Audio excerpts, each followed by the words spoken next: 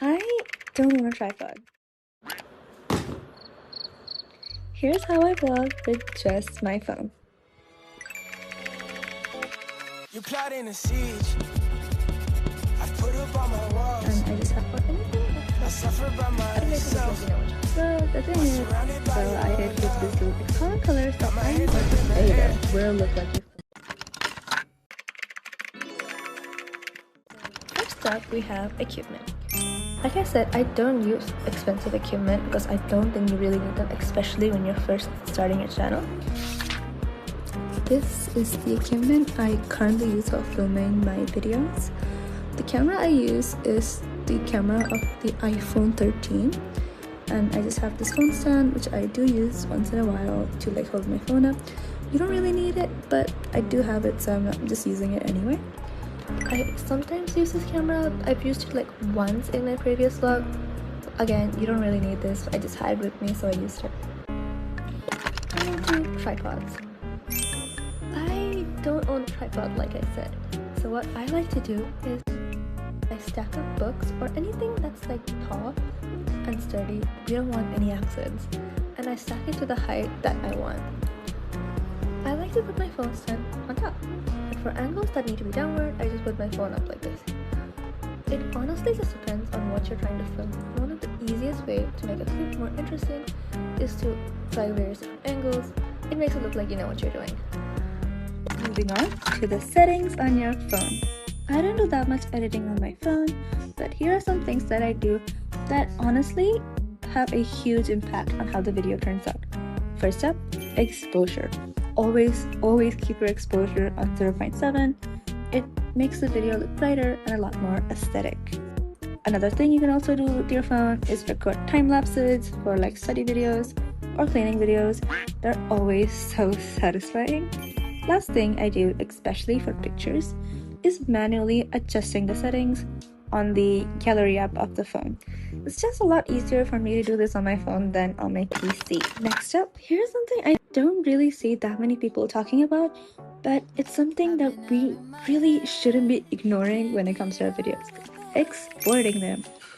This doesn't really matter if you're editing on the same device you're filming in. For example, if you're filming with your phone and editing on your phone, then it doesn't really matter.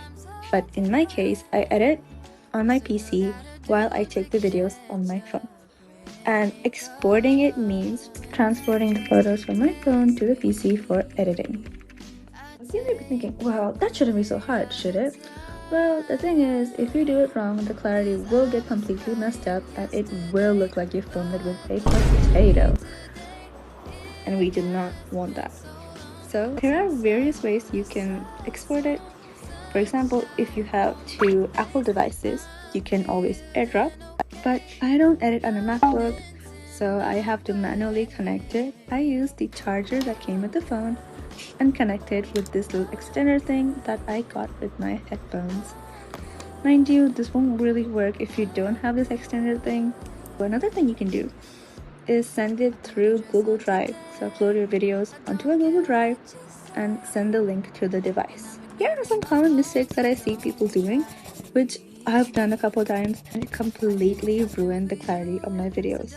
Do not use WhatsApp, do not use Gmail, or any other messaging app, because what they do is they compress your videos and then it makes it look really blurry, and we do not want that. Last up, a really important part, the editing.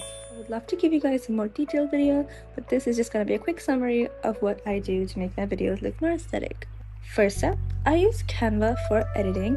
I used to use Clipchamp.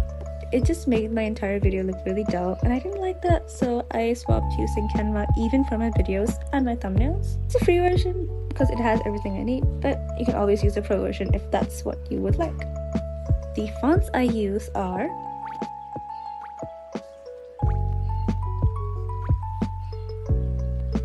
I do also put various effects on these fonts to make it more visible or to make it more aesthetic, such as the lift or the echo. And some of the common colors that I use in my videos are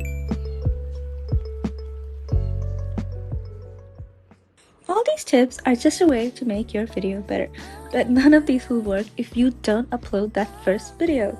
So listen to me and upload the video.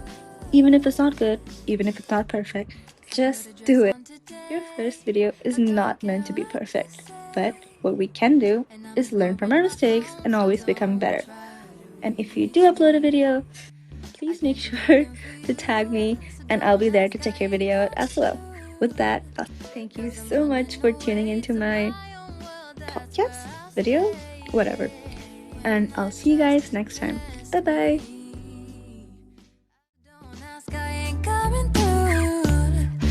I'm running away.